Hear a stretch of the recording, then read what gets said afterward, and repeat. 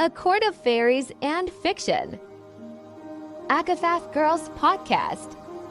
Hosts Mel, Liv, Aka, and Lily. A bookish theory and discussion podcast for the ACOTAR, Crescent City, and Tug series, as well as our Fable Book Club reads. Special episode, interview with David Cui Cui. Hello, everybody. We are back. Today, we have a special guest on, David Cui Cui. He plays Cormac Donnall in Graphic Audio's Crescent City. Hello, David. How are you? Hi, I'm doing well. Thanks for having me. Of course. We were very excited to have you on.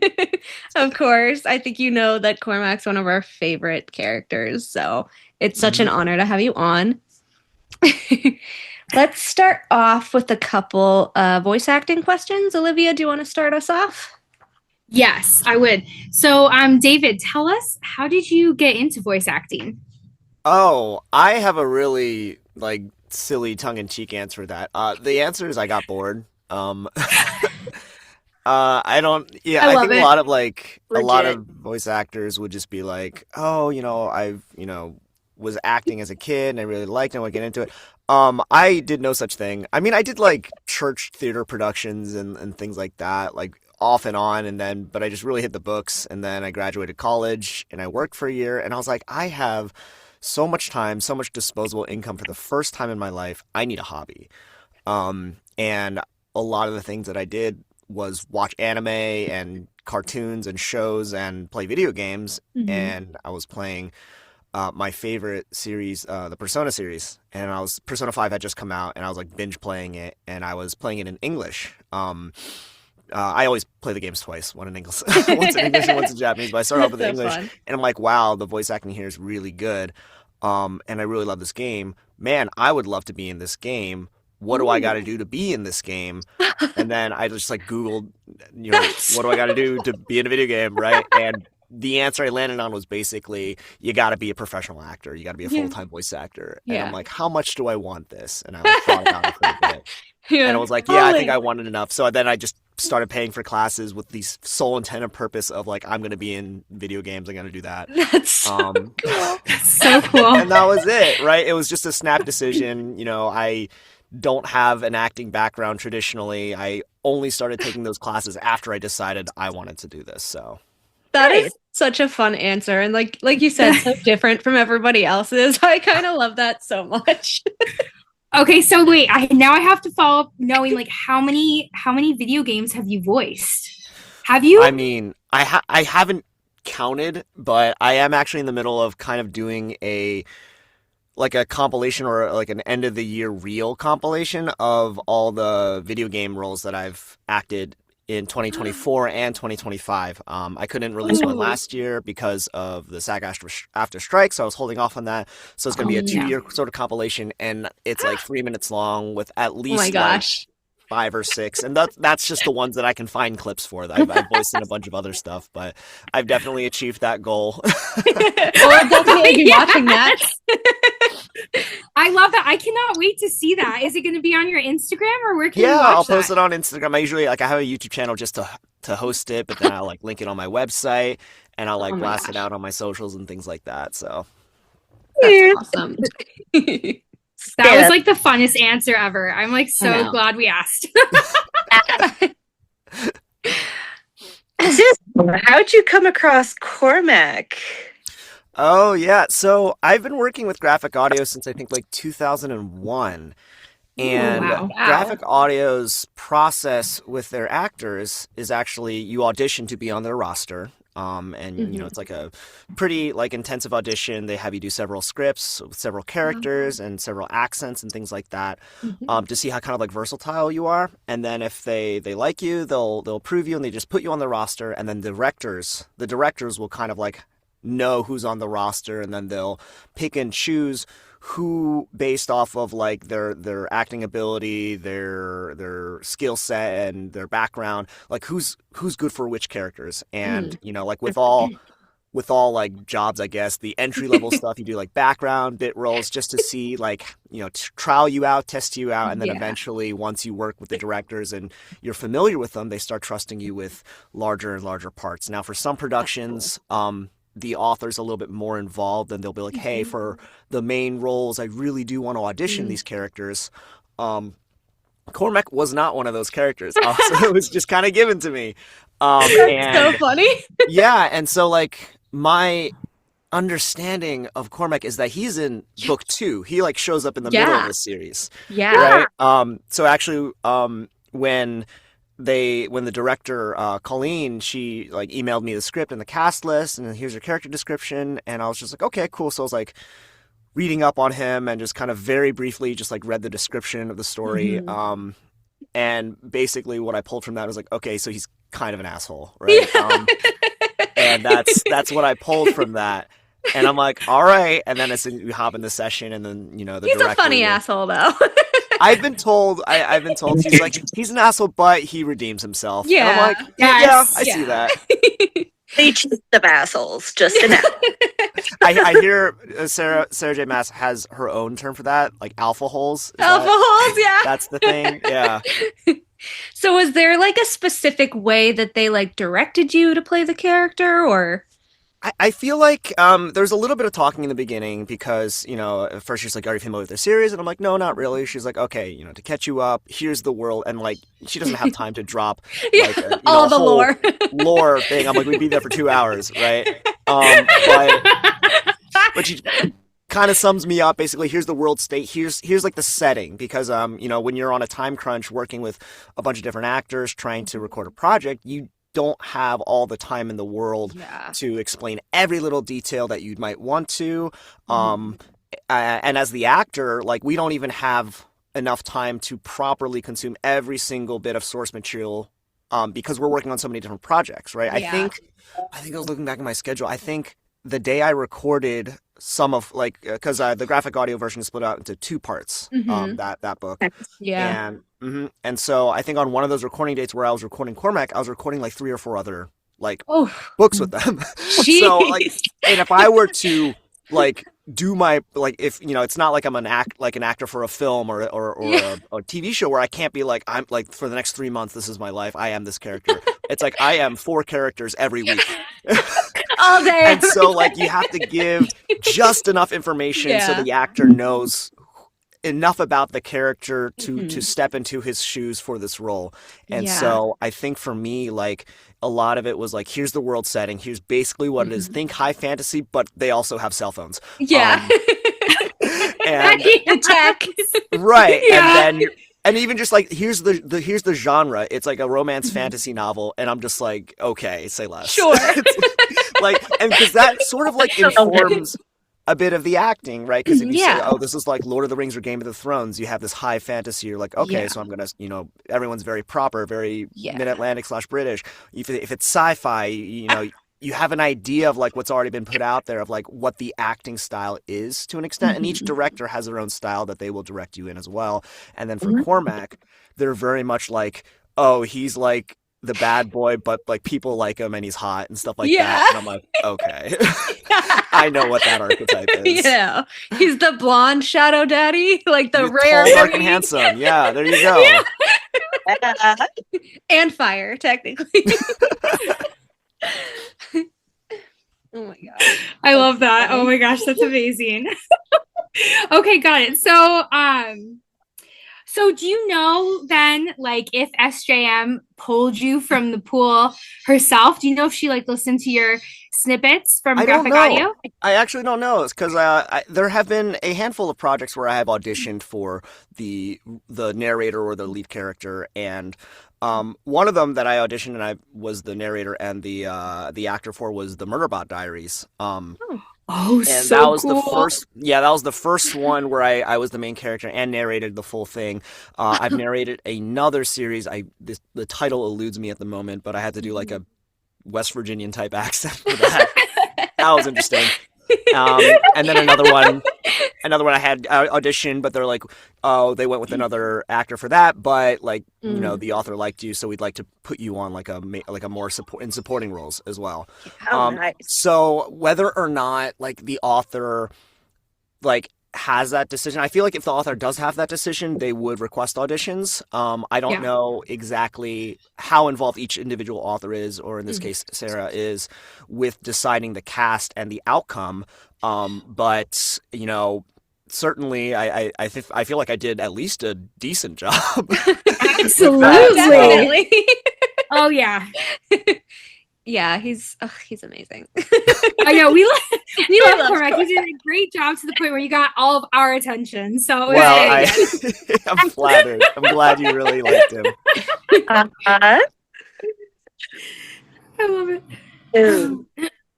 What kind of rituals or routines do you start? So, like, if it was a summoning circle to get Cormac's voice, what kind of things would you summon in that summoning circle to bring out Cormac? To bring out Cormac specifically? Okay, yeah. So, I mean, after all your, like, voice actor warm-ups, like lip trolls, strawfination, etc., you know, it's like, okay, Cormac, you know, tall, dark, and handsome, kind of an asshole. Usually for those types of roles, and I'm like thinking, like, if he's, you know, this love interest or, like, you know, love candidate, let's say, of their then, like, what you're gonna, like, for me, I think I don't really deviate too far from my natural voice when I do a lot of roles.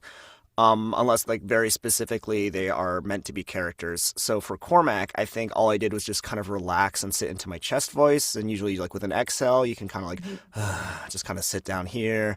And then because you're, like, brooding and, you know, he's just like, they're like, oh, he'd be so handsome if he just showed emotion on his face. So you just kind of, like... like flatline this and, like, maybe furrow your eyebrows a little bit because you're just always thinking of something, or you're always just kind of like, how can I get under somebody's skin? And then you just sort of feel like, oh yeah, that's it's just give yourself Bryce was literally like, oh, if it weren't for his dead eyes. Like, I was like, oh my god. Right? And so I just imagine, like, you know, who's, like, someone that you're like, oh, like, this guy could be interesting, and, like, and then you talk to him and then he opens his mouth and you're like, I hate him. I mean, I'm not gonna lie, he had me from the first line when he walked out of the shadows. I thought he was hilarious right off the bat. We talk about that all the time. So we do talk about him a lot. Oh jeez. Yeah. But I did have a question for you. So in the regular audio, there's I think it's Elizabeth Evans that does them.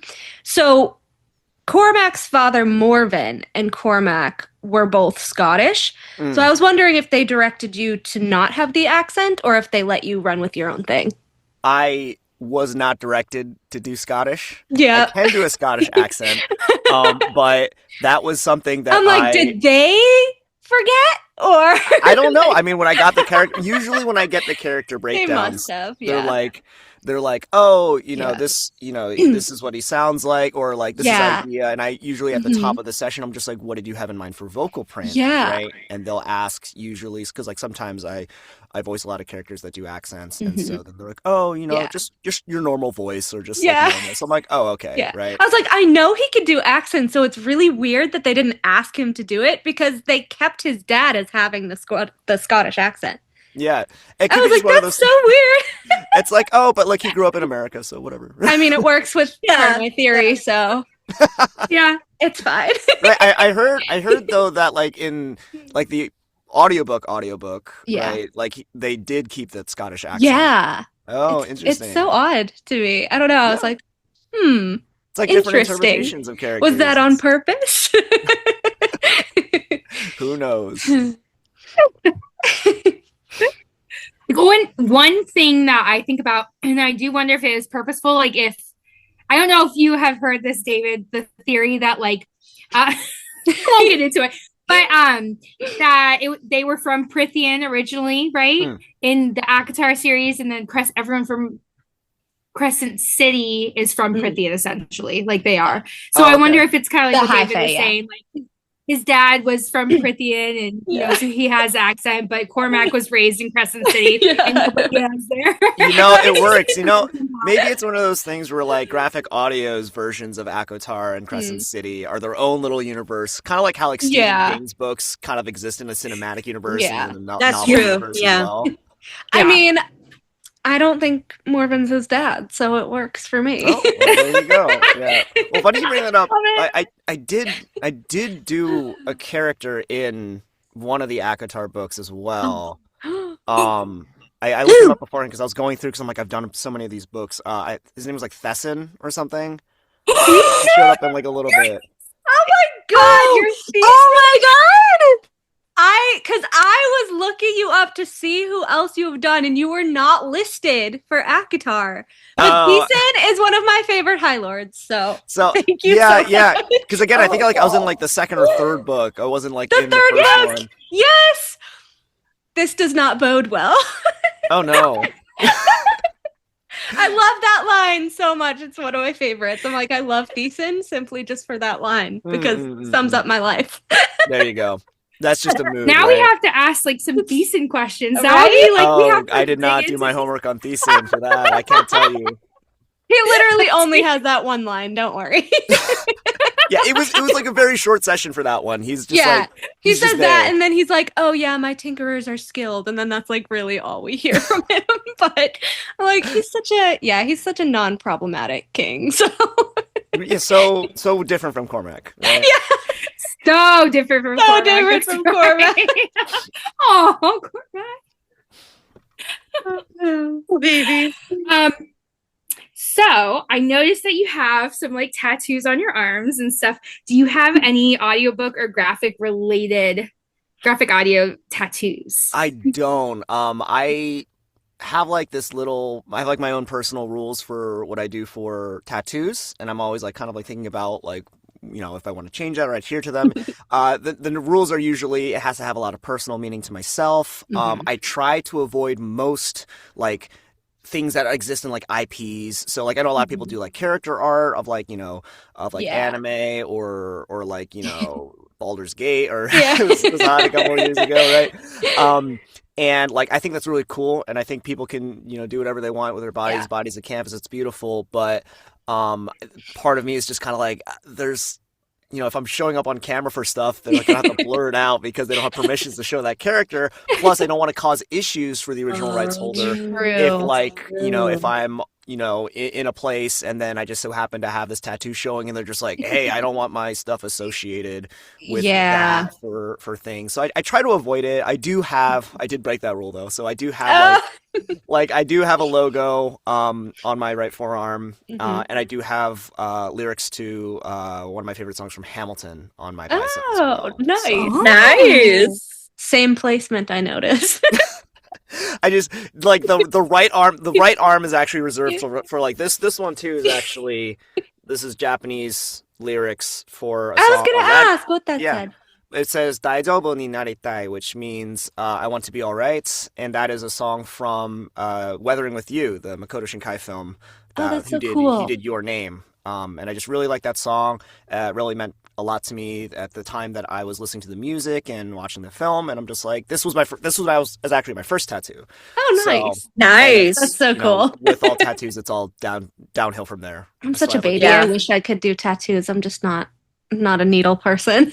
I have a lot of friends that are like that. They're just like, I just can't do it. Like they don't have piercings or anything like that. They can barely donate blood, sort of thing. Like I could do like fake tattoos. Now, if you were to get a tattoo, what Crescent City Massverse themed tattoos? I'm sure you guys have all discussed that amongst yourselves. Maybe. Maybe like Cormac's word mark tattoo, right? Very interesting. Yeah. So you gotta explain that, Eka. You gotta explain the word marks. Weird marks. Okay, so weird marks are, from my knowledge of folklore and such, I think of them as kind of like almost Nordic runes, but with the word weird and the way it's spelled, it reminds me of the Welsh. So Norse Welsh. Yeah. So kind of like Norse- like fate interwoven with like the runes. Oh, and that's with like pretty a Celtic knot or something. Yeah. Scottish. But so the weird mark tattoos are very common in Tog. neat. So I'm curious what your crack theories are for why Sarah gave Cormac a weird mark tattoo. I Yeah. know very little to nothing about these, but I have heard from Yeah. what I've found out from like talking to friends or like watching some summaries and things like that, is that people are very insistent that Sarah J. Maas, if she writes something down, she means it. And so they're like, he has a tattoo for a reason. Like there's this is not just a thing, right? If his shirt was blue, it was blue for a reason, sort of thing. Right. And so whatever significance that give it is, to him for no reason. so it feels like it has those weird mark tattoos have heavy significance to begin with, and to mention that on him, it seems like it is very significant. It's like she wanted us to forget, but we don't forget. No, we don't not forget. here. We don't forget here. And for a little bit of like a backstory, the main character in Tog has word marks tattooed down her back, and they allow her to kind of fall through the worlds. Right. So. Wasn't that Aelin? Yes. I also watched through like a summary on YouTube of the first book as much as I could, and there was something about, was it Bryce having that tattoo on her back, but it was like the horn ground up into things. Yes. Like, now she is the horn. It's not she is on her. Everyone thought it was like stolen or gone or something, but somebody did something off camera. Yeah. Which is why I find it really interesting that Cormac automatically knew like her power and what that was, and then he taught her how to winnow. I was like, he's the only one from this world who knows how to winnow naturally. Interesting, because that's a Prithian power. So I'm like, he has the Tog word marks and the Prithian winnowing. What is going on? But we love that. Do you think he would have any bookish tattoos, since like he's a big time reader? Oh, the archives. Well, wasn't there a period in his life where he was like really obsessed about like the sword thing, or like his the trial? Star Sword and the Star Sword. Yeah, his ordeal is what it's called. Yeah. Right? Yes. He was obsessed with that for a while, and I can't imagine like during his edgy teenage years he didn't at least consider like getting a tattoo of that, right? Like sword tattoos are so common amongst edgy teens. So definitely he drew it on himself in Sharpie at least once. So yeah, he definitely did. See, that's what it is. That's what the tattoo is. It's just Sharpie. It's black gleaming ink of Sharpie. There you go. And then they can have like, it's just those like fantasy world. They're just like, oh, this one lasts for 2 weeks and it glitters and it's like, it can animate and like it's a gradient. He just wanted to one up Rune. Right. Yeah. Right. Oh my gosh. So, okay, let's say aside from history, what do you think his favorite book genre would be?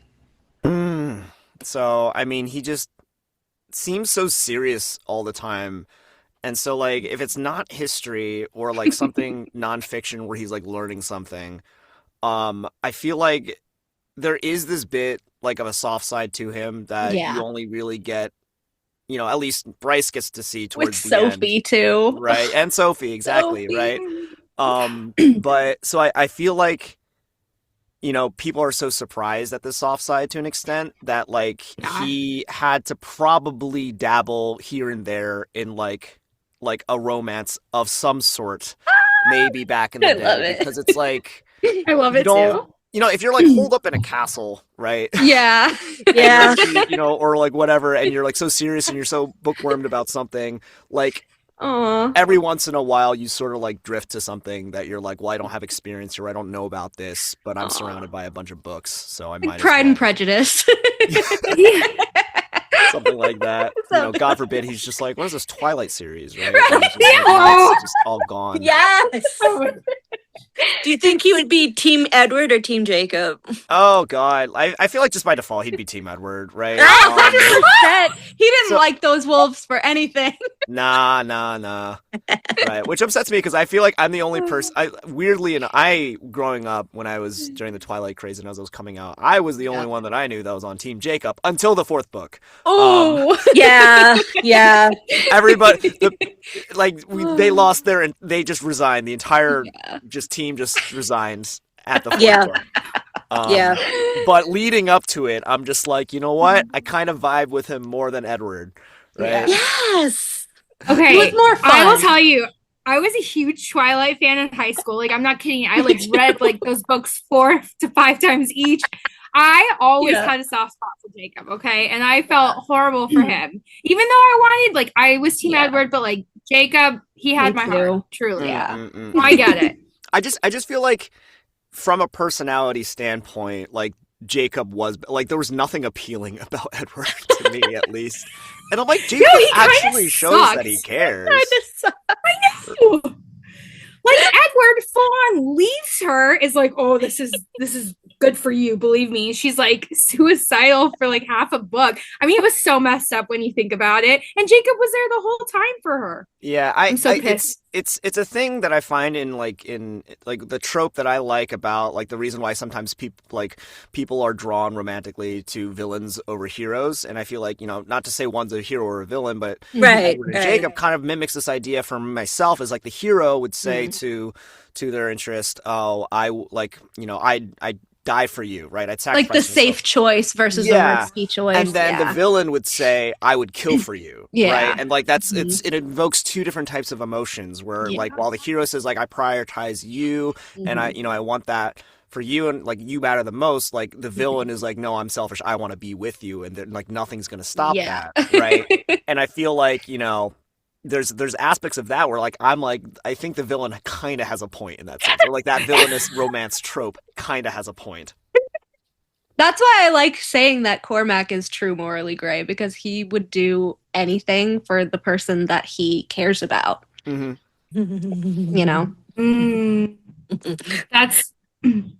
That's a really good point. That kind of brings me, and I think we'll kind of deviate a little bit, is going into Cormac's love interest is tell us kind of what did you think about Sophie and his romance with her? So he and Sophia were both dual live, they were both he's Agent Silverbow and Agent Cypress, right? Yeah. And so they're kind of oh, we both live in the shadows, we both have this sort of things, this is so that's the one person that can relate to me in that sort of sense. And he's sort of I mean, from the beginning he's just oh, I'm set up with Bryce, you're I'm here to meet my bride. He's right? Great, fine. Yeah, right. And it's just fine, King Autumn or whatever, right? It's and, she's no.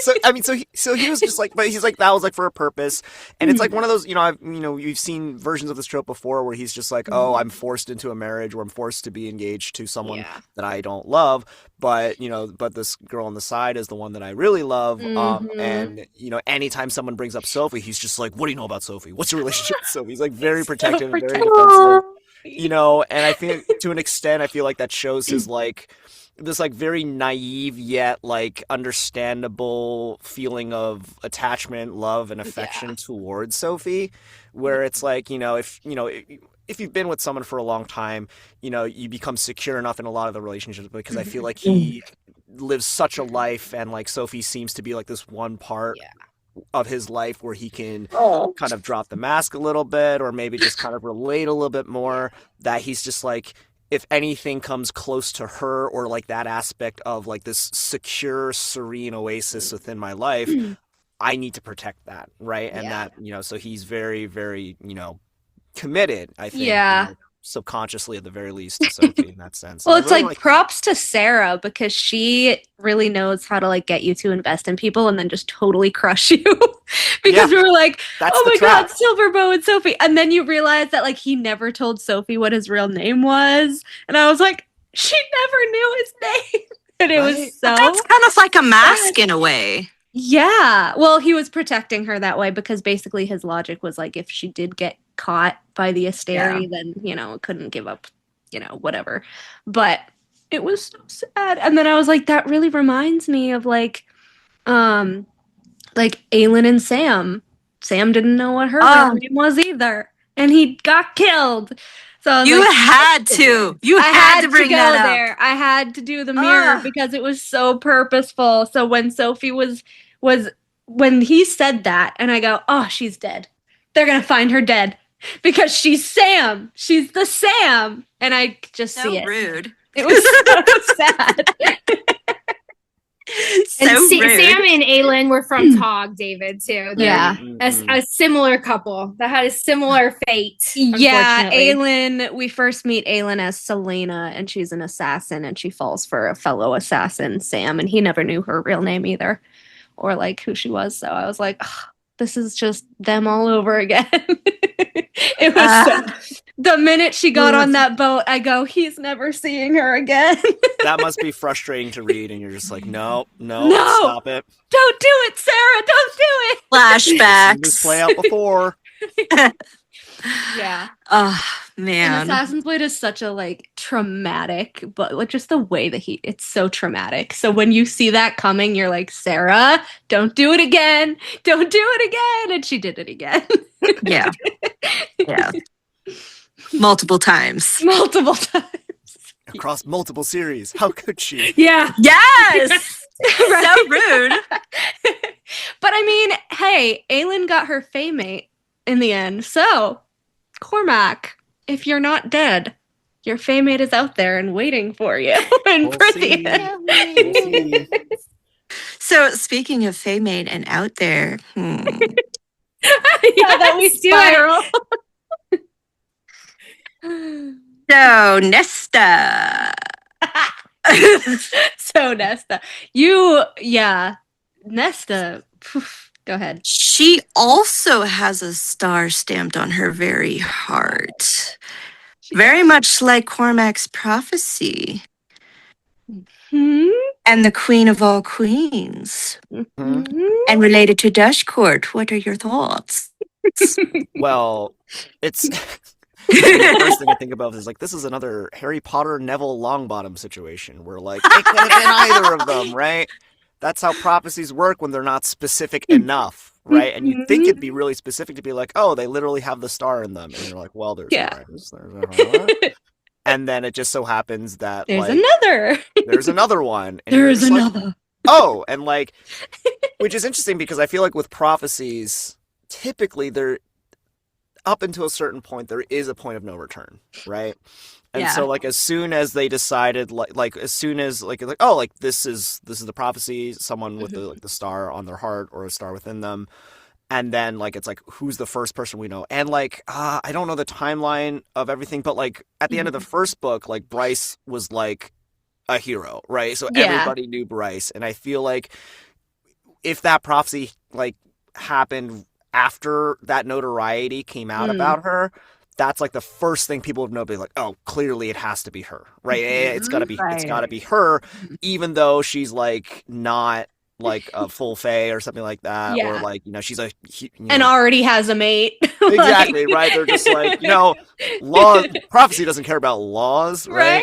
That sort of thing. Well, she had a mate, but like they were like pussyfooting around each other for like for 2 They really were. Yeah. right? They're just like, sorry, I'll give you a promise ring or something. I don't know. It's kind of, but like, I don't know. I think it's just like, as soon as like you just decide, you know, like, you know, all right, it's going to be Bryce. We're going to do the whole thing with Bryce. And then you find out later, I feel like that at that point, it's the point of no return. It's too late. You can't do that. And I'm just like, you're kind of already stuck. You're already invested. Sunk cost fallacy whatsoever, right? But it does like create this what if scenario, right? Yeah. Where, like, what if the Autumn King like found out about, you know, the alternatives, and we're just like, no, you're gonna go with her instead. Right? Yeah. And then what would have played Like out? if he had made it to Prithian and had, oh my god. Right. The Yeah. Or Autumn King what does that in say about his like how's character, like, you know, and his relationships with everybody else, right? Would he have not died in a fiery explosion? Who knows, right? Do you think he world walked instead of spontaneously poofed? Poofed. I mean, I like reread like my lines in that thing for the scene because I'm just like, what was his last line? I think his last line was just like "go" or something like that. Yeah, go, Yeah. run, Therian. Yeah, something like that. And So then, he and then didn't we want looked back, Therian and to then- see. Yeah, and then he's like turned around and it's right, and I was like, ooh, all right, he's not coming back, right? But okay, however, I the did watch your rippling reel. I lights- did watch your reel about the theory.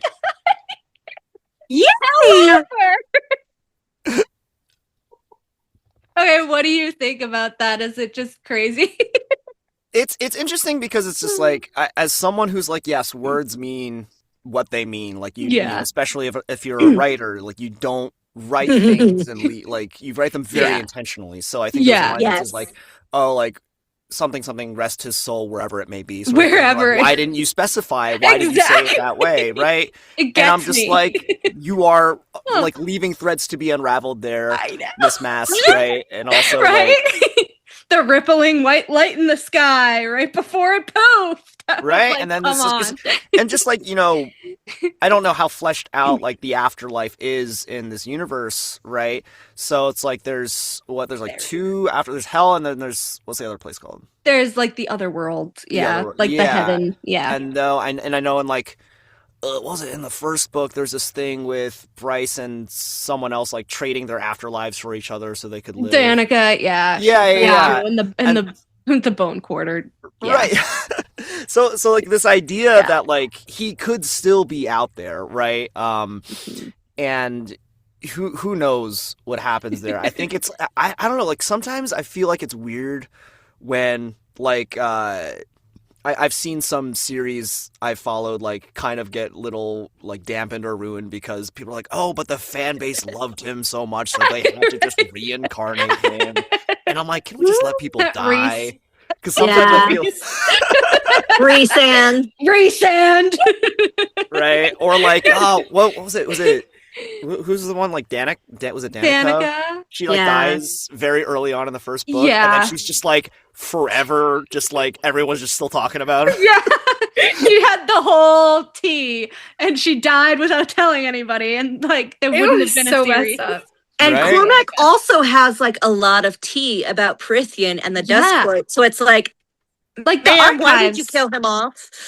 Rune's like, oh yeah, from a young age, she was so into the archives and he knew every variant of power and every this and that and the next thing, but you don't tell anyone? Mm-hmm. Well, Sir? now it all belongs to his estate. Well, he has no estate because his father wiped him from existence. True. Like the bastard he is. Or he wishes. He wishes at the very least. But yeah, I don't know. Just Rune saying, you know, wherever his soul may be was very weird, and there's just so much. There's like So do the you sleeping think- shadow thing in Do you think ACOTAR, which that's was like, weird.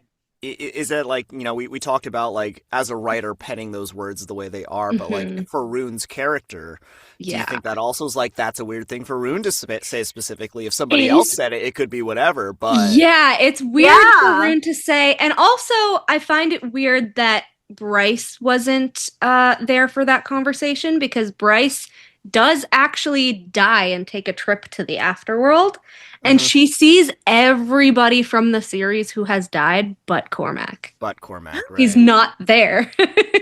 Like Lahaba is there, the whole pack of devils are there, Jessica is there, everyone is there, but not Cormac. Where is he? And then Sorry, he was in the bathroom. He missed him. He was a shooting star and smacked right into Feyre's face. Right in the money shot. Was he? And that was in book 3, and then Rune's bonus chapter was after that when he's like, wherever he is, sir. What? Maybe she's just building the tension for whatever she's gonna do for book 4, you know? Yeah. I True. hope so. I mean, oh my there is an God. alternate that he could have, because when Bryce fell through the portal, she wanted to go to hell, right? What if he ended up in hell with like Adis and the princes? I could see them getting along.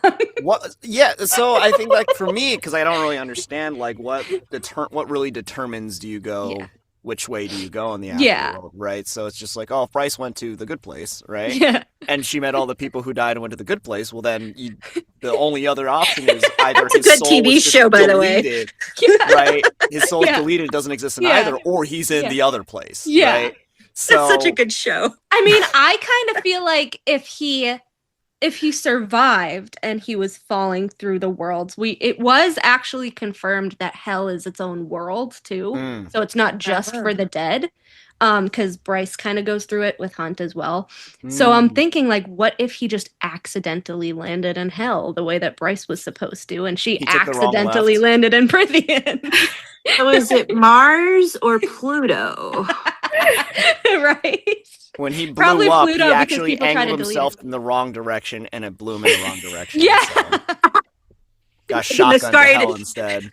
Like a Holly misguided and Adis fart. are like, we just dealt with one of you. What the hell? Actually, too. Because you forget Aelin. And Oh, Rhysand didn't Hunt- say shh. Hunt, Bryce, and Aelin.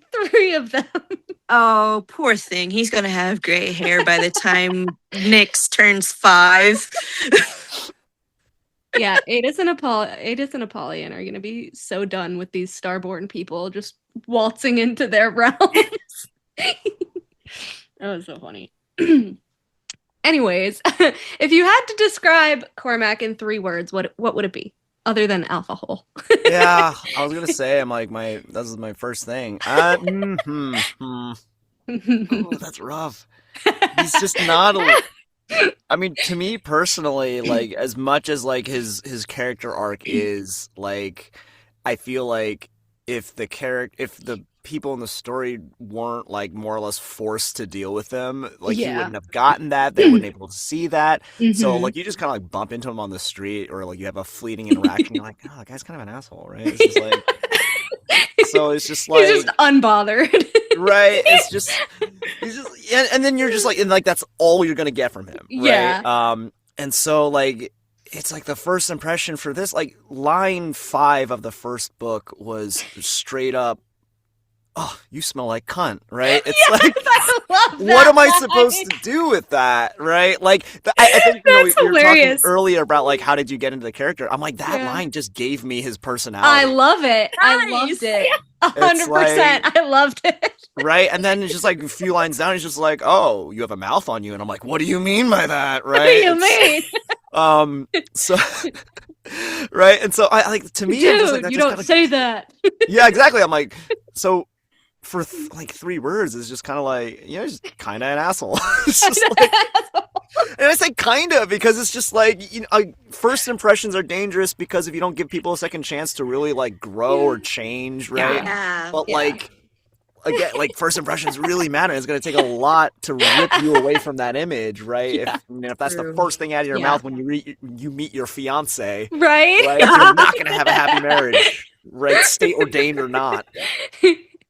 I love that. No, I do we often make the comparison between Cormac and Eris in ACOTAR because they have like almost the exact same personality. And you know, they're both very like they'll do what they have to do regardless of the consequences. Mhm. But they also both have like the dead eyes at first and they're very like asshole-ish or whatever, but they also have like the soft sides for specific people. And I just found it very interesting. I know that you said you kind of went over my reels a little bit.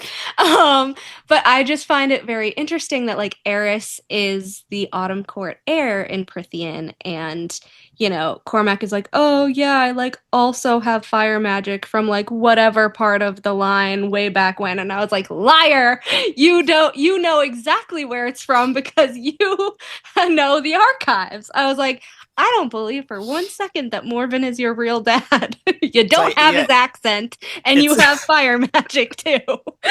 It's like if this guy is so like book learned and so read up and like, you know, Yeah. regardless of what you think of him, you have to acknowledge like what he brings to the table. If Yeah. he says like, oh, it's whatever, you're like, it's not whatever. It's No, not whatever. whatever. You're It's hiding not something. way back when somewhere in the line. You know exactly where in the line. Like And then even like Rigulus, the Asteri freaking points this out because he's like, oh, the undiluted bloodline from the Dust Court, like Prince Cormac, for example. And I was like, Rigulus has the tea. He's the next cereal. I'm like, this is post-death too, and he's pointing out that the Prithian world is Cormac's original bloodline. Like, come on. It's like that hidden royalty trope, right? Where like they find rather than it's like, oh, Bryce, you're actually secret royalty. It's just like, but it's like the problem is like it just feels obvious. So I know. But it was so weird to me because there are just so many traits of Eris in Cormac, and there's even so many traits of Morrigan in Cormac, and like putting Mor and Eris together makes Cormac. So I was like, I feel like this would be so purposeful to like make them make them his actual parents, especially because we know that they have like deep, dark, hidden secrets that nobody knows about yet. That we still don't know. That we still don't know. No, don't say that! No, I need the tea! They're holding out hope. This is where I could say stuff like, well, they haven't called me back for Cormac, but like she hasn't finished the 4th book, so it's like whatever. It's like, of course, no one's been called back. I hope so. We ask Henry all the time. We're like, Henry, did you get a call for Tamlin's book yet? Did you get a call? He's like, I haven't got called for shit. I'm like, we need the tea. That happens where it's funny because like I can, in a couple of the games that I'm in, I like voice a character that is like very, very story significant, and I recorded like 8 lines for him 3 years ago. in like 3 years ago, and people were just like, who is this guy? And people had all these fan theories, and I'm like, well, I kind of know who he is because the writer told me, right? I have this information, and so I get to see for 3 years people be like, who is this voice? And then they finally gave him a name. And then they're like, oh, he's got a name, he's this person. I'm like, oh, okay, so he's it. And then like another year passes, and like he still hasn't shown up again. And he finally showed up like at the end of this year, and people are like, oh, finally. But then rather than having him like in like with a character model and an image and everything, he's just like a personification. Like he's a symbol, right? And so he still doesn't have a face. And I'm frustrated because I'm like, man, what does my guy look like, right? I even showed up to my session. They're like, oh, we're going to record a cutscene too. And I'm like, oh, can we do that first, or can I at least look at it so I see what he looks like and I can judge? Like, he's a shadow. I'm like, dang it. Oh no, he's a shadow guy. And so a lot of my friends who know I do this, they're just like, hey, is there any new content? I'm like, well, they haven't called me back, so so the answer is no. But the fans are like. And no, I love fans, and like this is probably true for this because you read into words, right? We talked about reading into words. Yeah. When I made my announcement post about this, like, oh, thank you guys, like, I'll see you soon, right? Because I'm like, I'm gonna show up in the game later, but then you're like, soon was I mean? Why do you say it? I'm just like, guys, what? You're so excited. You're so excitable. That's so funny. So I love it. And I feel like it would be so fun. We'll see him soon. Yeah, it's just like maybe, hopefully. What do you know? Right. Or well, imagine if Cormac's last line is like it wasn't just like as definitive as like go run or anything like that. It's just like I'll see you soon, or I'll see you. Blah, dude, blah, blah. I would have died. Like I feel like that's like almost too on the nose, So like somebody else in the story has to. I feel like that's why she didn't put him in the heaven scene, because he would have said something that would have like given away what her arc was. Strategically leading breadcrumbs, Yeah. Yeah. I don't know, but I feel like his loss there was like kind of obvious too. I don't know. It's SJM. I know, again, you haven't really read Tog, but she just leaves the most like inconspicuous breadcrumbs that you don't know are going to amount to shit. And then it blows up the whole like last book of a series. Like the novella, the first book, the novella of Tog, has all these characters. You do not see them again ever until the 8th book. They show up in the hugest fucking way in the 8th book.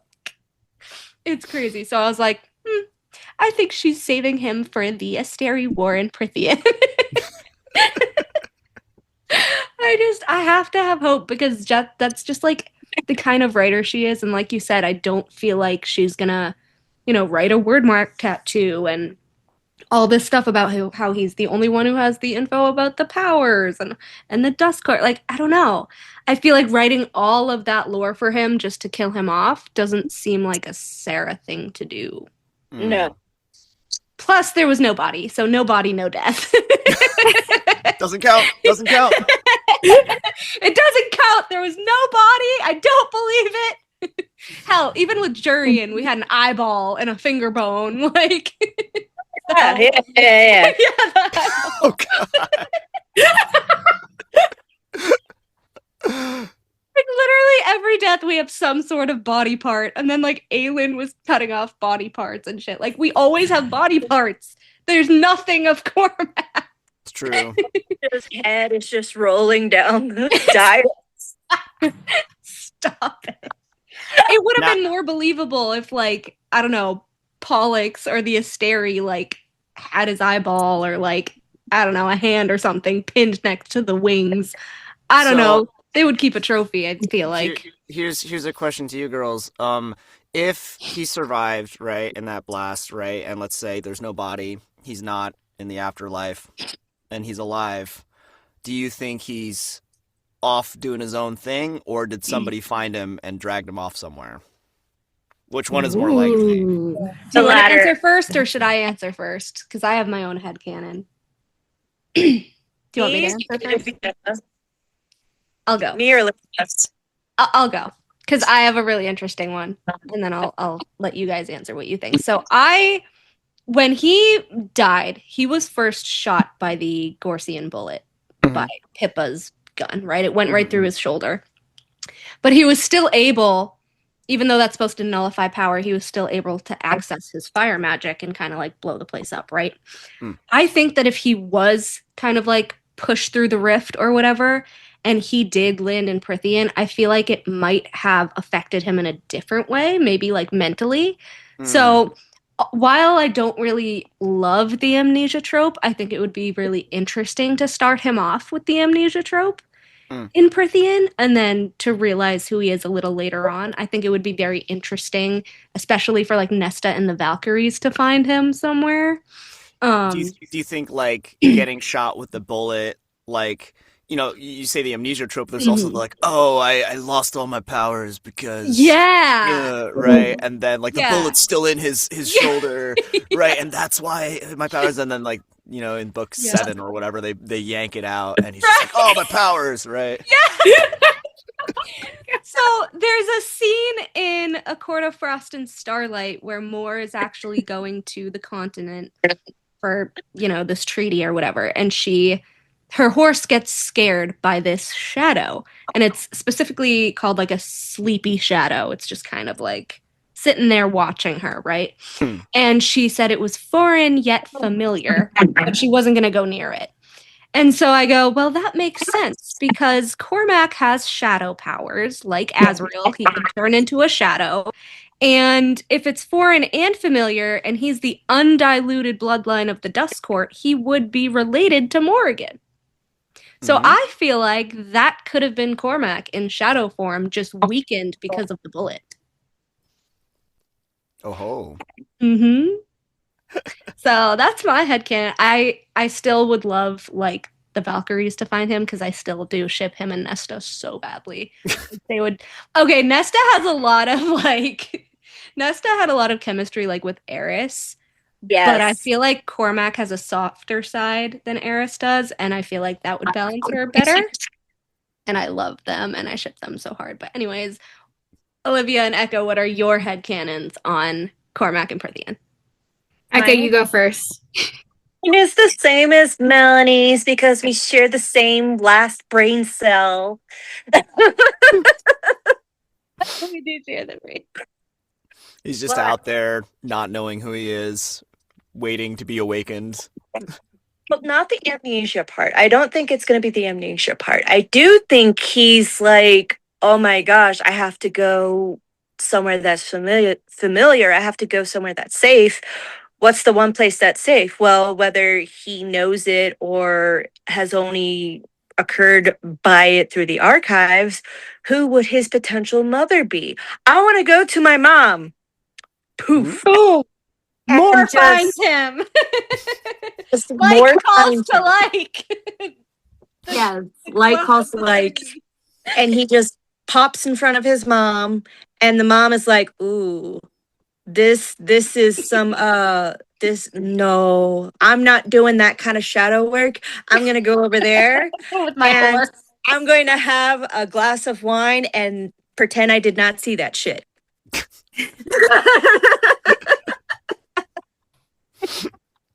Yeah, I we haven't told you this, but he looks exactly like Morrigan. Like they're described the exact same with the blonde hair and the light brown eyes.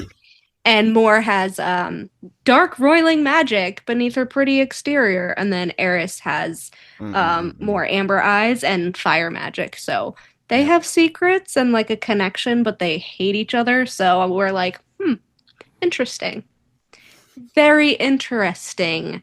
Did they have a secret child? And world walk him to Crescent City? But okay, Olivia, what do you think? So David, I'm like the only one that thinks this, and we just so you know, we go back and forth for like hours over Cormac. We fight about him. We talk about him all the time. I am convinced that he's dead. I just think he died. I don't know. I don't think he's coming back. I don't think that like it was significant. I do think it was significant they didn't see him in the afterlife, but like I think Sarah might have forgotten. Like Vaughn. Yeah, like Vaughn. Oh yeah, that so guy. like but so that's why I was like, I was so hopeful. I'm like, oh, I can't wait to hear what David has to say, because like maybe he'll change my mind on this, you know? But like I feel like he's dead. I mean, what do you think? Like, without spoiling, or like I don't know if you have inside intel or anything, and you know, but like what does your gut tell you about Cormac?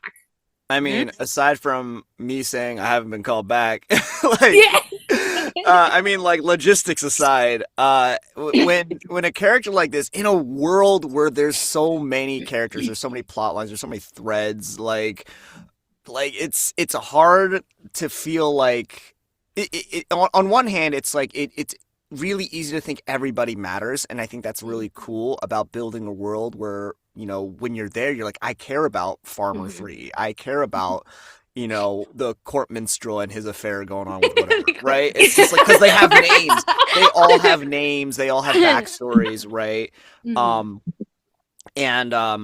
So in that same sense, it's really easy to be like, oh, this person matters. This person's gonna like, this death was significant. This has to mean something. But sometimes, like the way life is like sometimes people are really important at a certain part of your life, and then life moves on, and then you unintentionally just like forget about them sometimes, right? Yeah. And so I refuse because he didn't get a sailing. Because his death was not, like, he didn't get a burial or a memorial. Like, his father was a piece of fucking shit who's like, I'm just gonna erase him from my existence. Fuck you, Morven. No, that's not how it's gonna be. I don't know. I just feel like justice for Cormac, whether he's alive or not. He needs, like, a proper, like, if he's dead, I would like Rune at the very least, because they made up at the end. I love that bar scene, by the way, with them when they're like, let's just be family and screw what our fathers said and how they pitted us against each other, whatever. Let's just start over. And I loved that so much because Rune did actually end up really caring about him, which is why he was talking with Lydia about him. But I would love him, if Cormac is dead, to be like, look, why don't we give him a memorial because his father's a piece of shit and he's not going to do it. I would love that. Yeah. Kind of like how Bryce did her own thing for Danica. Didn't even get a park bench, you know? It's right? Like... He didn't get anything. He didn't get a sailing. He didn't get a little... nothing. They're just like, oh, hope he's happy wherever the fuck he is. Like, where is he? He wasn't there. It bugs me every single day. Sarah. There's no Where way. in the world is Cormac Donnell, right? Like, I know. Like Carmen Sandiego. Yeah. Where in the world? Where in the universe? Like, she remembered that La Habba snuffed herself out in book 1 and had her come back in the heaven scene in book 3. Little tiny freaking fire sprite La Habba and not Cormac. Probably had like a spreadsheet that's just like character deaths and then sort by time of death and then like pick the first like 100 and Cormac was number 101. Like, oops. So funny. Nice. Because you want to know what? Like, it is going to be legitimately sad if book 4 comes out, right? And like Cormac is never mentioned again, or like there's no. Say that. No, I have an unpopular opinion there. I don't think he's going to be in Crescent City book 4. I think he's going to be in ACOTAR from here forward. Yeah. I don't think he's going to be in Crescent City. I think he's going to be in ACOTAR now. I hope so, because David, you've got a lot of work to come in your way soon. If I get a ping, I'll keep that in mind. Yeah. Go against Koshi. Heck yeah. David just sends the emoji with the glasses. Nerd emoji. It's me. I love it. I love that emoji so much. Oh my god. Anywho. Oh, by the way, why do you think his agent name was Silverbow? God, I don't know. Why we was learn why Runes is night and why Lydia's is day and why whatever, but I'm like, Silverbow? Why? Why? What is I don't the know. significance there? You know, When everyone had a significance. you know how like a fantasy game is just like, what's your character's name? And you can't think of anything, so you go to Google and you're like, fantasy elf name. And you like randomize until something vibes with you. Fantasy name generator. I can just imagine, you know, I don't just like if there's no significant reason. I don't know. Sometimes, okay. Also, sometimes like when I create character names, I just think of like what's like a fantasy thing that fits, Yeah. and it just fits, and it has no significant meaning because, like, you know, especially if you're trying to be like an agent, right, and you're trying to be secretive, you're not giving people your real name. I think from a practicality standpoint, the further away from yourself that you separate it, like the better, right? If you're an Nice FBI job, agent, Lydia, you're not going to be like, well, Day. what? Yeah, I'm like, oh, like you giving if yourself I away.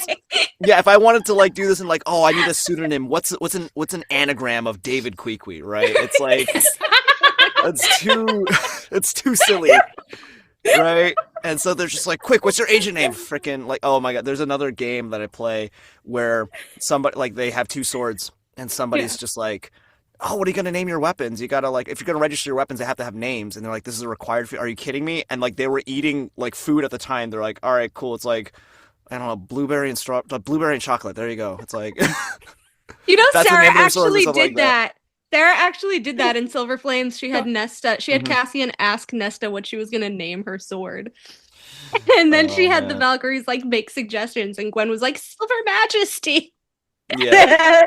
Yeah, I just look at it's blueberry and dark chocolate. Those are the names of the swords. So it's like And then, which I found, okay, this is coming back around here real quick. She ended up naming it Ataraxia, which is like the old language that they speak on Crescent City. So Cormac knows all the languages too, which is interesting because Bryce certainly didn't. They needed the freaking magic bean to communicate with her. That is one thing I probably like think that Sarah probably just put in there to fix things. I do have a theory for that too, but I don't think it's going to come to fruition. I think it was just like a little magic thing. But yeah, the fact that Nesta has silver flames and Cormac used silver bow, I don't know. I find it a little bit too close. what's the ship name? Is it just Corsta? Corsta? Corsta. I love that you know about ship names too. That's like amazing to me. I dabble in fandoms. I have friends in fandoms. Yeah. What fandoms are you a part of? Can you say? I mean, Yeah, well, as far as like deep lore stuff, like I mean, okay, back in the day when Avatar: The Last Airbender was coming out, I was huge into that, so I knew a lot Mhm. about I that. I was a big I liked that show. Zuko and Katara shipper. I think that was big. I also think Sokka and Toph would have been great too, and I'm like really upset that it was in line with Toph's character or whatever, but like, Yeah. dang, that was perfect. But I mean, like I that was me. love Zuko and Mhm. Katara, by the way. I'm right there with you. I was a big shipper of them. Oh, I cosplayed Zuko last year at Anime Los Angeles. I posted on my Instagram. You can scroll back and go You see gotta it. look. You gotta look. Oh, I'm Yeah. going to be looking. Don't worry. I'll be on his Instagram tonight. Like, Yeah. So, yeah, and then I just have a lot of friends who are like Fujoshis and like into yaoi, and so like I just have to hear about it. And I'm just Yeah. like, all right, cool, just through osmosis. I'm like, interesting. I love that he asked what the ship name was. So I was like, it's course. You talk to fans, you're like, this is Right? their language. You I gotta know, know. right? Okay, I'm gonna sound like an absolute crazy person because of, this is my fandom. I dabble, Hmm. Um so because of the whole crossover Easter egg stuff, the silver bow thing was actually pretty significant to me only Hmm. because, I've read Tog and I've read ACOTAR and all that stuff too. So the Nesta got silver flames from when she was thrown into the cauldron, turned Fae. She got made powers. But in Tog, there is a god. They have a bunch of like gods whose power is also silver flames. So the belief in the fandom is that Nesta got this power from that god, Mm-mm-mm-mm. passed down through the cauldron, right? So this god's name was Deanna, and her symbol was a golden arrow. Mm. And so the harp, which is another part of the dread trove that Nesta has, is a golden harp with silver strings. So my theory is like, a golden arrow and a silver bow. That makes sense to me Okay. as having to come together like a dread trove item. True, And true. they would rule the Dust Court, which was originally ruled by the Maid Starborn people. Mhm. Wow. So that's my little deep dive there. I was like, I just find it. There are things that Sarah will throw in there that are random, but I feel like with names and stuff in particular, she likes to be particular about it. I don't know. That's just me. Like, yes, the fantasy name generator thing is hilarious to me. I feel like maybe, yeah, that would be funny. I feel like for like any other author, yeah, 100%. It's a fantasy name generated But thing. also, like Cormac as a character, as learned as he is, like he's probably very intentional about those things Yes. as well. So, Yeah. So I'm like, I feel like Sarah wouldn't just kind of throw it out there for no reason. I mean, mhm. granted, Ruin and Lydia was night and day. Hello. I was like, Sarah, really? So I'm like, but if their night and day is kind of about like who they are as people and their powers and stuff, I'm like, then wouldn't Cormac's kind of be the same thing, or at least who he's supposed to be, which would Mhm. make sense with the prophecy that he's still supposed to be a king. I Mm. just think he's gonna be King of Dusk with Nest as queen. Because then Rune had his prophecy about like, oh, you're the last of your bloodline or whatever, right? Remember? And he's like, oh, I'm gonna die, or I'm never gonna have kids, So Mhm. he Mhm. like thought he was gonna die or whatever. Mm. But if Cormac was actually going to die, and the oracles on Avalon, who couldn't be influenced by the Asteri because of the mist, didn't tell him he was going to die, they told him he was going to become a king. I don't know. I feel like if he was going to die, the oracles would have to tell him he was going to die if they peered into his future. Mhm. That's my thought. I don't know. I like all the little crumbs. I collect them and I put them in the little baggie and then I sort through them and I make the little timeline. Like M&Ms. Like M&Ms. When you're Hey, not being color fed, you gotta make coding. do with what you have. Mhm.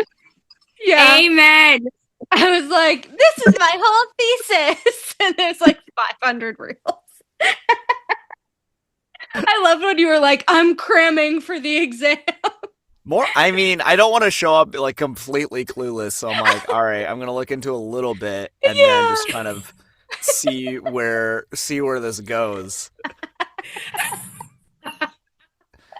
No, but this is so fascinating and so fun. I mean, just with fans in general, it's sometimes I think I'm into something and I'm like, oh, I really like this, and then I like talk with like people like who are really into it like you, and I'm like, man, I've never been a fan of anything in my life. Clearly, it's. Oh my god, yeah. The other people are like, wow, you guys really remember everything. We're like every little detail. For sure, right? Because it's like one of those things where it's just like there's just like. It's our little nerddom. Yeah, like when you first reached out to me, I was just like, I'm like immediately, I'm just like, I can't read these books in time. It's like I have too much going on. These are really long books too. Yeah. Right. And I was like making, mentioned in the beginning of the podcast, I was just like, Cormac showing up in book 2. It's like, imagine like playing a role in Lord of the Rings, but you show up in the Two Towers. And you're like, I know nothing about this, and people want to talk to me about Lord of the Rings. Sure, let me just like kind of like see what's up with Middle Earth. And you're like, oh, what do you mean? There's a Silmarillion, and that has not. Yeah, it's just like so. Like it's just like there's so much about this because like I think the video I watched on YouTube. She was like the video maker. She was like playing into the whole trope of like, I'm gonna have like the conspiracy board with all the pictures in the rope and connected to it while I'm explaining it. I have digital murder boards, as you've seen. I have the murder boards. The murder boards. But like it's I think it's really cool. I think it just speaks to like, whether or not, because I've talked with a lot of people about like, the Sarah Maas books. I've talked to people about like Fourth Wing, and they're all just like it like everyone is like this level of like invested in it, right? And I tend to be very recently just like if I find a good story, it's like entertainment. It helps me kind of distract for a little bit, or like it entertains me, and I'm like, great, okay, cool, back to work, back to the real life and stuff like that. And it's been a long time since I've been able to like set aside the time or the brain space to really deep dive and to like have these discussions with people. So it's like, if anything, it's just like my fandom is just my job. It's work. It's like asking about voice acting or that kind of stuff. But even within that, they're like, I have friends that went to like film school and they talk about like the directors and their specific style. And I'm like, I don't even know that actor's name. They're like, oh, you want to watch the Oscars? I'm like, no. It's like I'll read the summary. I'll see the screenshot. It's fine. Right? Yeah, right? It's fine. We'll see it. Exactly. But then like one thing comes along and you're like, I'm obsessed with it for a bit, but then I guess like I'm a little too ADHD to really hyperfixate on something. I'm so hyperfixated on this. Like, I mean, all the power to you, right? It's like if it brings you joy and your doctor says you're still healthy, right? I have a stressful fucking job. I can deep dive into books if I want to. Basically what it is. I mean, my current thing is like I just like put stuff up in the background and like listen to like D&D podcasts like Critical Role or Dimension 20. And then there's a couple series that I follow that I'm like, but this is just pure entertainment. Like I love stand-up comedy, I love sketch comedy and stuff like that. I'm like, I just want to laugh. I want to like at my job. Sometimes I want to cry. It's just like, well, sometimes I'm forced to cry. They're like, you're crying in the scene, and I'm like, God. Oh my God! Speaking of which, when Cormac cried over Sophie, oh my God! How did you even prepare for that? Crying scenes are emotional scenes are. I feel like that's so hard. Because there's an acting technique called emotional recall, which is like, if you've never been in the exact situation that your character's in, imagine a time where you felt that similar emotion and, go to that state and like, and have that emotion drive your performance, right? So at least like you're wearing the costume of someone who like, went through a tragedy. Just lost the love of their life. Basically, right? No, I have never lost the love of my life, right? But I have like lost friendships. I have like have friendships drift apart and it really affected me. Yeah.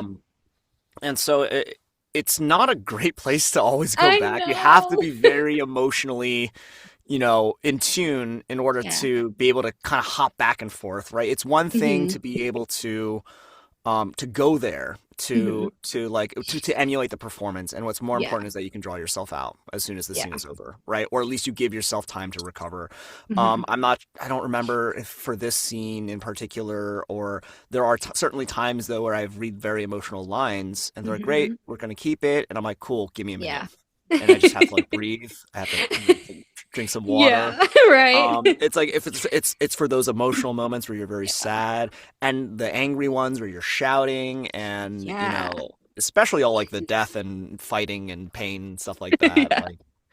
It was that scene, and again, it was the bar scene with Rune that I really loved so much. I was like, I feel like I don't know exactly when it was, but it was like the change from when Cormac was like that original person with all of his guards up and the mask on or whatever, and then it somehow gradually shifted to like who he actually was with the group, and I loved that because I feel like out of all the characters that Sarah has written, especially the male characters, because a lot of them are like emotionally constipated. I feel like yeah, right. I was like, this is like the most genuine like male character out of the masks with his guard down, I think, that she's ever written.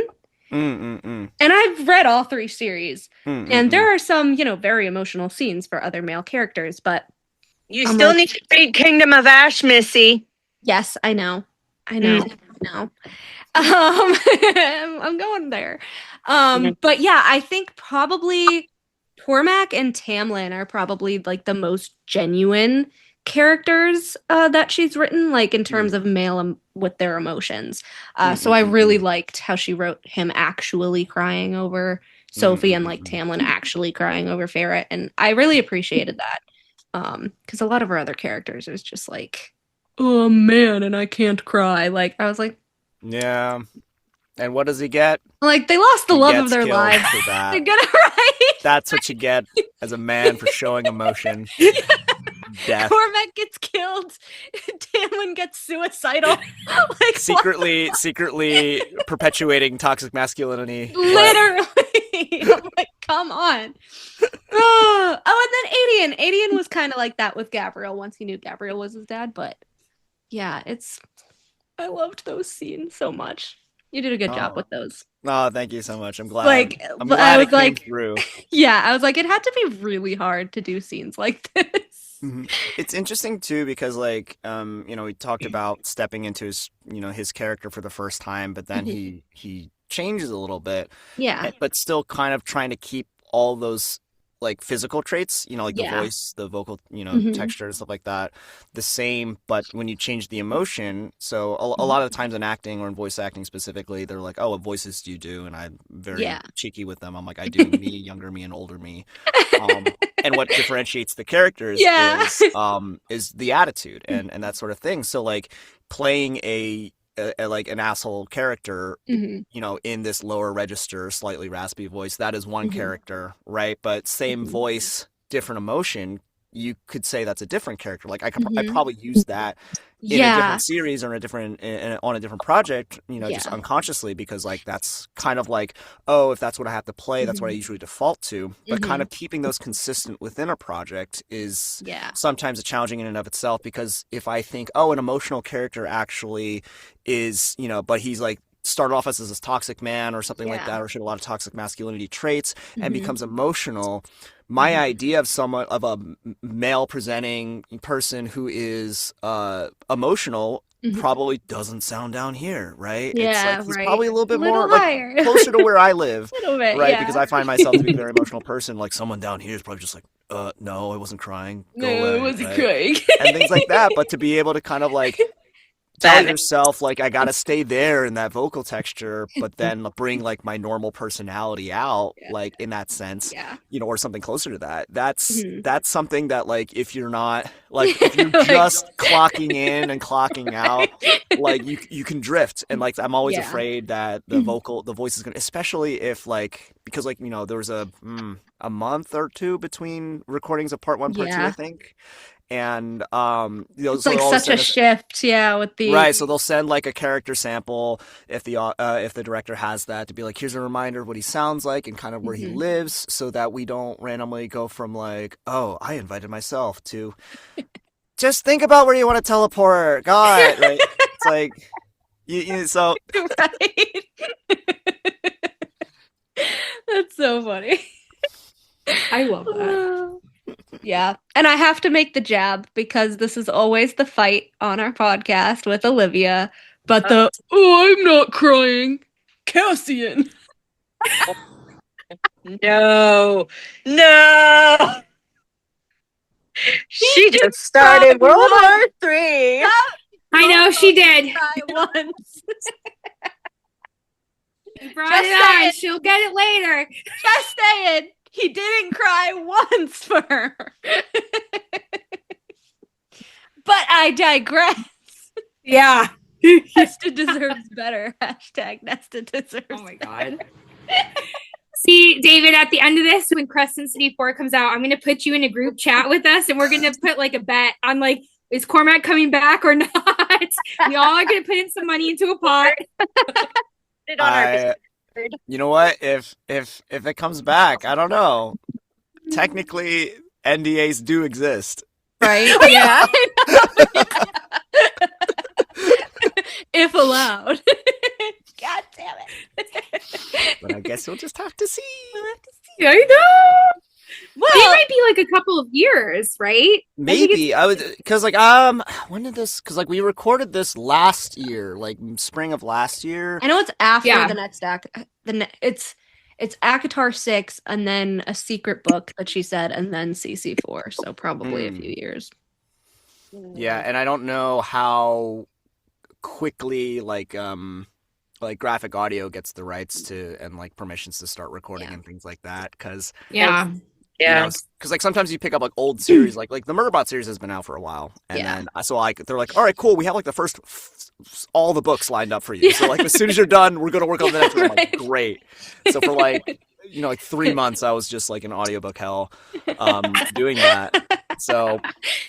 Hey, we'll be cheering for ACA 6 for Cormac and Thesan to be in a scene together. I will say though, then if you want to save yourself from spoilers when the book comes out, by all means read the book and you'll find out. But like if there are people who are like, I only listen to graphic audio, right? I mean, if you go to the website and buy it and download it and stuff like that, it does list all the actors.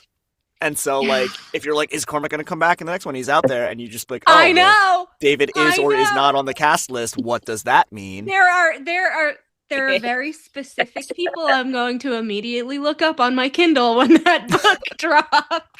I can't imagine. Oh shoot, who's the actress who plays the lead character in the graphic audio stuff for Fourth Wing? Like, she gets a lot of attention. Kaya.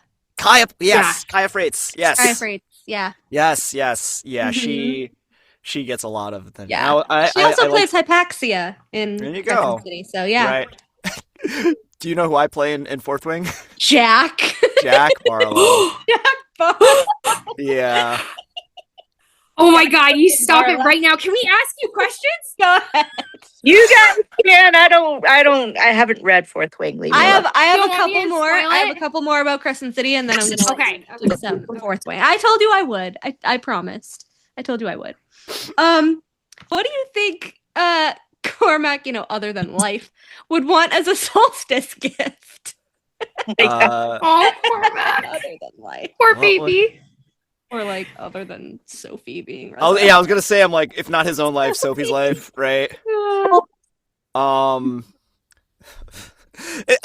the answers I want to give are like these dumb joking, like the acknowledgement of his father, right? It's like, the love of his father, the Star Sword. Basically, because it's just like, what exactly is he going for? Because I think if anything for him, he shows signs of like a guy who's just like, I don't really know my purpose, or I don't really know who I am truly, and so that's really what I'm pining for. No material thing, like the Star Sword, maybe. I don't know, because like he was obsessed with that when he was a kid, but then afterwards, like, it's like, okay, cool, like, if you take something that was so significant to you away, like you become kind of like this husk or a shell for a while until you find a new purpose. And like, did Cormac really find that towards the end? Right? No, but he will.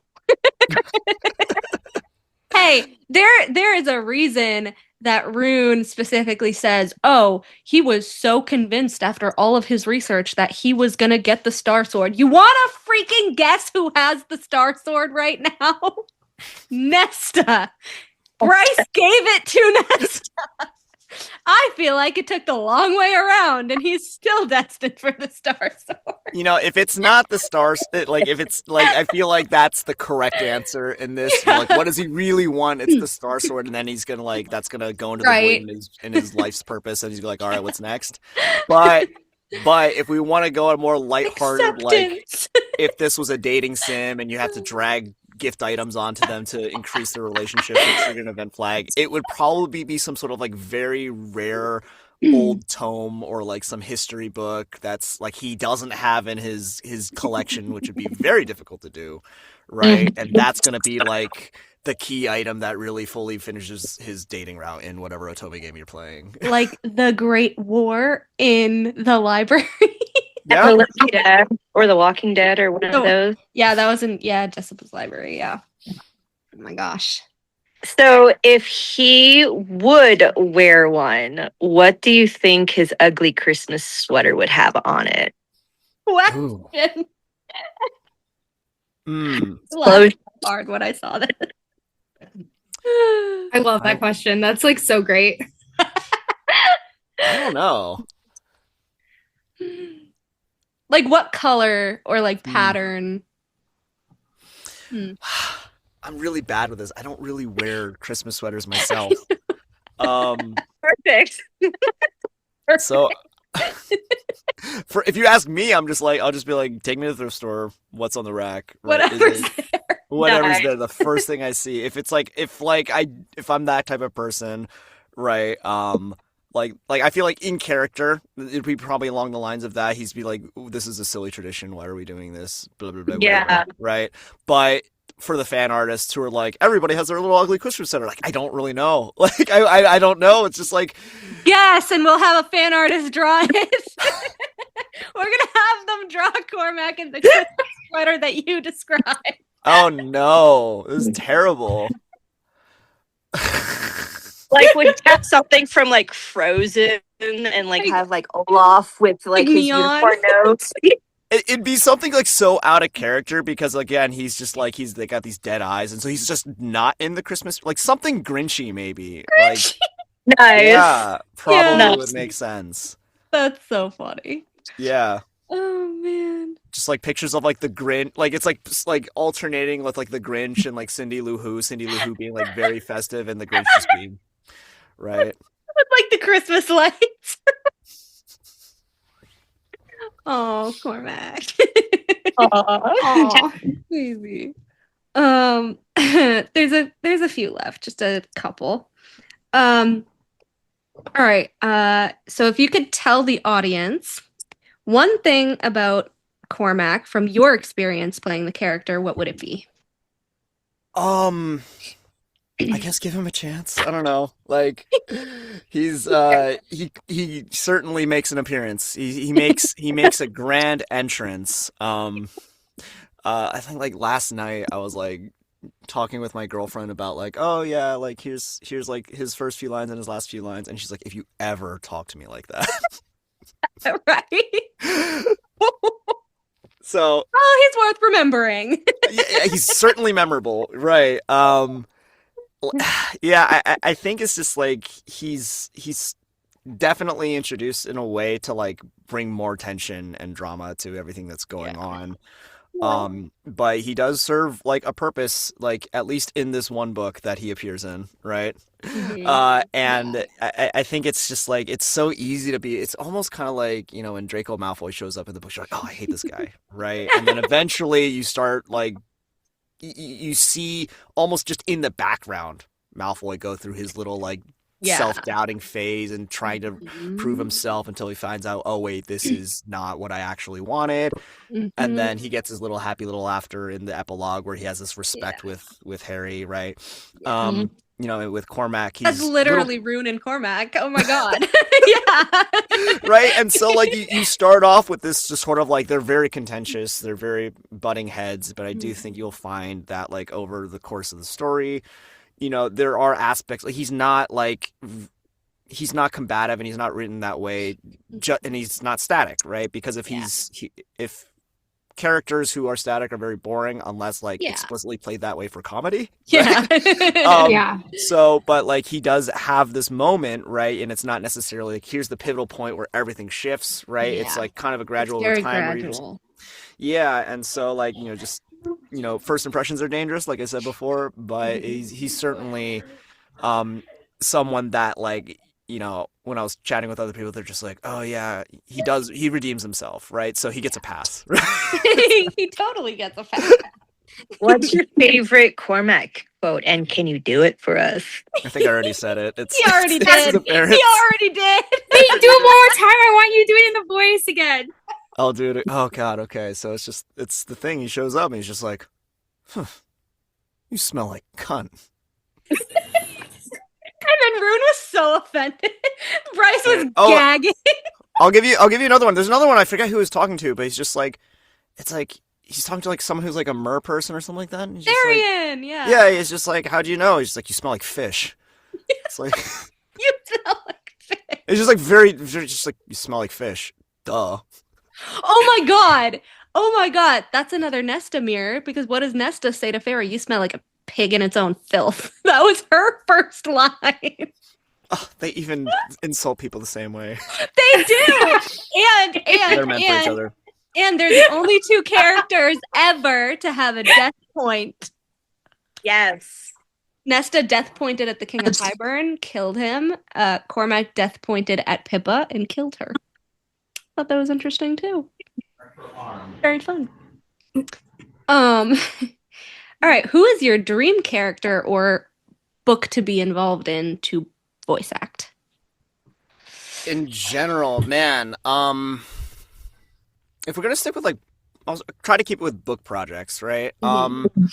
Unfortunately, I don't really read that much anymore, but like I've had the opportunity rather than like a very specific like character in a book, because I feel like in my industry, it's not like a video game where you're like, ooh, I get to play this one character, because not every You can do anything. not every book gets like a graphic audio style of adaptation where they have a full cast. Normally, books are just one singular narrator who does all the voices. I don't work audiobooks very often in that sense. You know, I'm very happy and very privileged and blessed to be working with graphic audio and everybody there and having like these recurring characters and titles. But as far as the types of characters, I think like just being a part of like these stories that I recognize, I think is really fun, because I think the first time working with graphic audio, they're just like, oh, it's this book. I'm just like, there's a ton of books out there. I don't can't know. possibly read them all, right? And I'm so like, I show up for a session, they give me my character, I do it, and I'm like, that was a lot of fun. I learned a little bit about this unique story. That's awesome. And then I go and do the next job, and I don't have time to like fully invest in everything. Fully dive But the in. first time that I was like, oh, I recognize this, was when my director cast me as D in Vampire Hunter D. And that is a long running series. Like, I'm a huge fan of Japanese culture and anime, and so they're like, "Oh, you're playing D in Vampire Hunter D," and I'm like, that's awesome. and I'm like, that's like, to me, I'm like, that's wild, because like that is so like iconic. It's a part of pop culture over there, and to be able to have that role like as the thing that I've been how many years it's been? It's like almost 4 years, probably 4 or 5 years. Of every single, I think we've done like 26 of them. Oh my god! It's just great, because like that's also its own wild little universe where it's like a dystopian like fantasy, but also his horse is a robot, so it's like you figure it out. Nice. That's so funny. So yeah, just anything like I recognize, because I don't read as much as I would like to, and I don't get to explore all these stories. Getting on these projects where I do have the time to like be a little bit more invested in that story because I just know more, or I have the time to look into it, is I can always bring out a better performance, have a lot more fun during the session, and things like that. Right. That's Nice. nice. Yeah. All right. Last question. You want me to ask it? Yeah. Yeah. What advice would you give to someone interested in voice acting? Oh, I get this question all the time.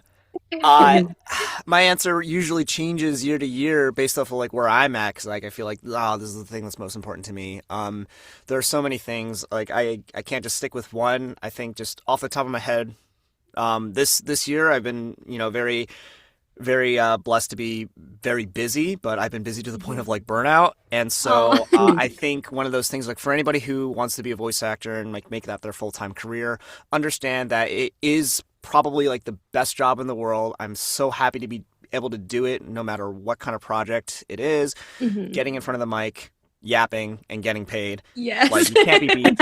Right. But at the end of the day, understand it will at times feel like a job, and you're going to hate that, right? Everyone is afraid of making their passions into a career, into a job, because then you lose that spark, that passion.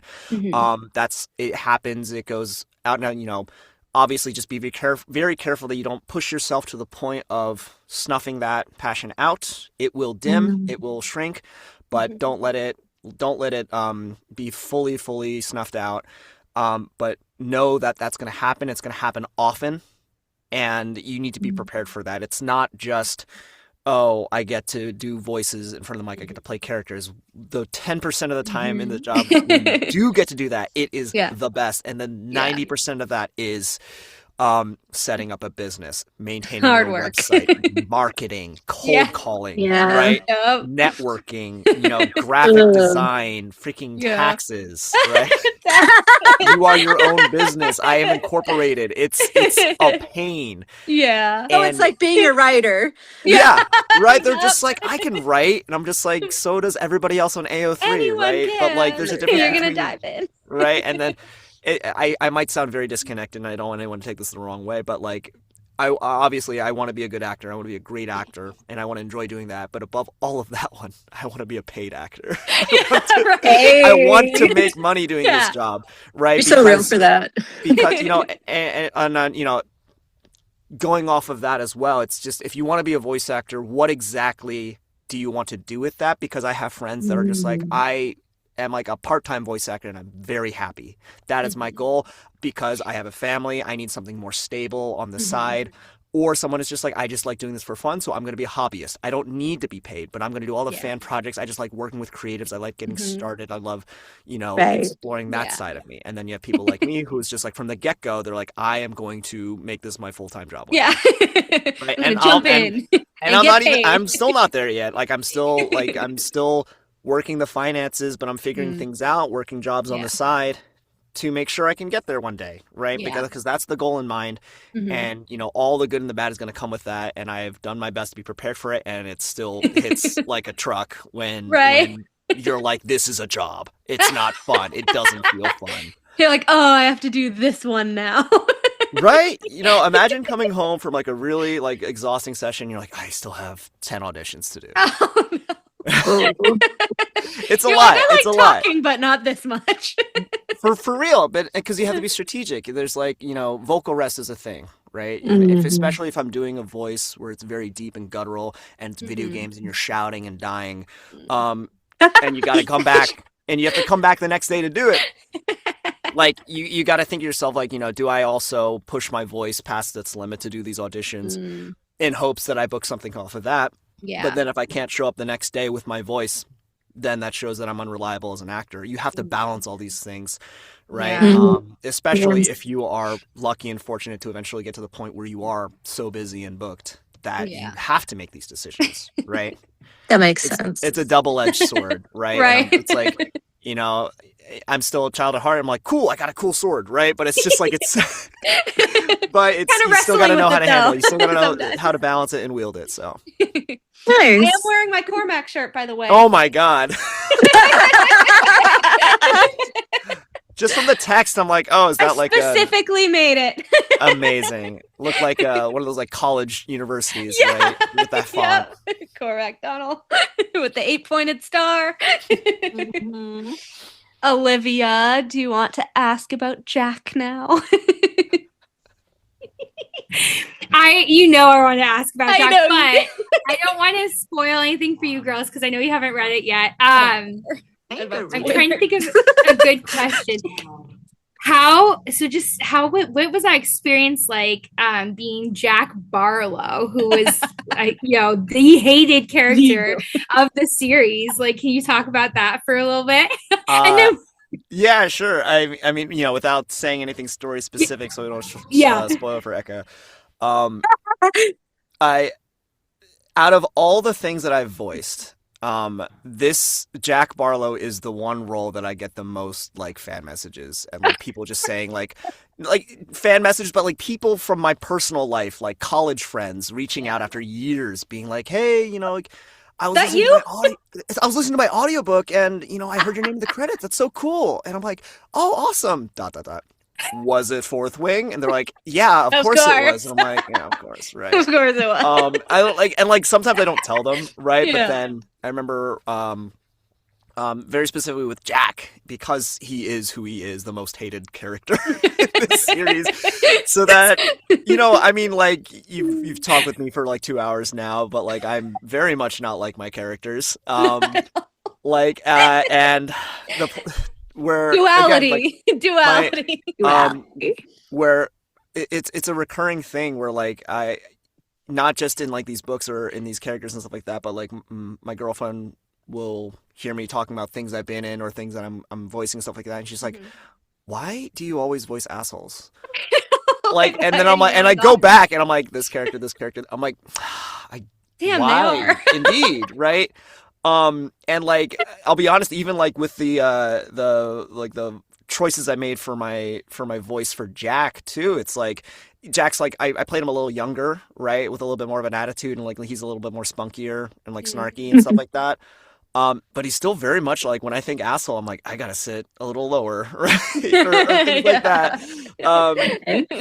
So, but like voicing him was fun because like there is an arc like of his character, not necessarily in like a personality wise similar to Cormac. It's not like that, but more of kind of like his status, right? And there's like a scene where like, oh, he's like, I'm in charge, like the very like early on Draco Malfoy type, and then there's a scene where he's the tables have turned and he is no longer in any position to have that attitude anymore. And it's like, and like when fun. when people that, I'll be honest, like that was a very memorable one. I still remember they're just like, they're like, "Oh, you got to play it like this," and I'm like, "Okay, I need a lot of water," because like, but yeah. So like, without saying too much, it's funny because I'm just like, out of all the things I can now say, because like, with my line of work, it's stuff that most people wouldn't think is a thing, because I do a lot of like English dubbing for live action things, and that's something that not a lot of people, like K-dramas, they're just like, oh, like I just watch it in Korean and read the subtitles. I'm like, totally, by all means, you don't have, like, I don't ever ask and force people to like watch the dub. I'm like, but it's there if you want to hear my voice.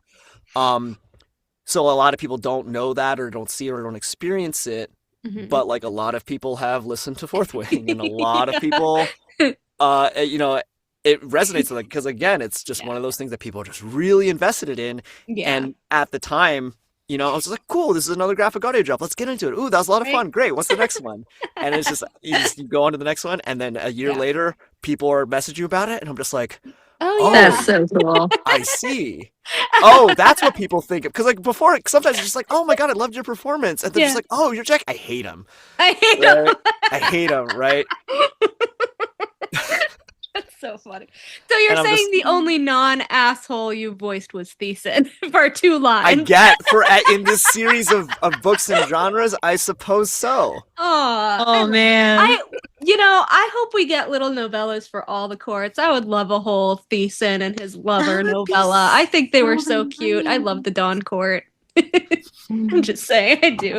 Obviously, we really love Cormac, but I also really love Thesan, so that was a shock, and a very pleasant shock. Because like, you really do like kind of change your voice a little. Like I would not have guessed. I think that's the cool thing about productions and, Yeah. and things like that, because I've done, oh my God, so many things for graphic audio, and like I've absolutely just recycled the same voices, because I don't have 100 voices. Yeah. Most actors don't. Yeah. Especially when they're just like, hey, we just need you for like guard 4, and he's British, Right. right? I'm like, great, I have one British guard voice, and that's what you're gonna get across every single production that you put me on. But when you're when you're listening, when you listen to the final product and everything comes together, you're not thinking, oh, that's David from Right. Thesan. Yeah. Yeah. But because at the same time, you don't look at movies and be like, oh, there's Brad Pitt again. Right. Ugh. I You're know. just like, it's whatever A character different he's character. playing. Yeah. Right. And, there's a lot of little camouflage you can do with like the makeup and things like that. Yeah. And it's, you can't do nearly as much with voices, but I think it's so cool that we are able to still give believable and just captivating performances without all the makeup and the mirrors and things like that, the CGI, right? And like it's just as great as an art form, and I prefer it better because I get to look like this, I get to dye my hair, I get to cut it, I don't have to worry about it. I can get more tattoos. I know, right? Yes. Well, we will always gush about Thesan and Cormac. Well, So, I'm glad. we have huge fans of them here. I'm glad. And even a little bit of Jack. Well, bit of fans, Jack. right? You love to hate them. Exactly. Well, thank you so much for coming on. Thank you If you for having ever me. want to come on, if you ever decide to read any of the series, If you get a call back, if you get a call back, holla. send us a nerd emoji. We'll see. Right? We'll That's see. all we We'll need, see. the little nerd emoji. Only, I'm and then not gonna only you say three will know what anything. that means. Yes. Thank you so much, David. It was so much fun. Thank you. Yeah. I'm so glad we got to squeeze this in before the end of the year. I'm Yes. so sorry I had to reschedule, but that's just how No it is. worries. Honestly, I think the beginning of the month was like so crazy hectic for us that it worked out anyway. So Perfect. yeah, it was Love funny. that. Yesterday, All right. Olivia was like, "Tomorrow's the 19th, isn't it?" I was like, "Yes."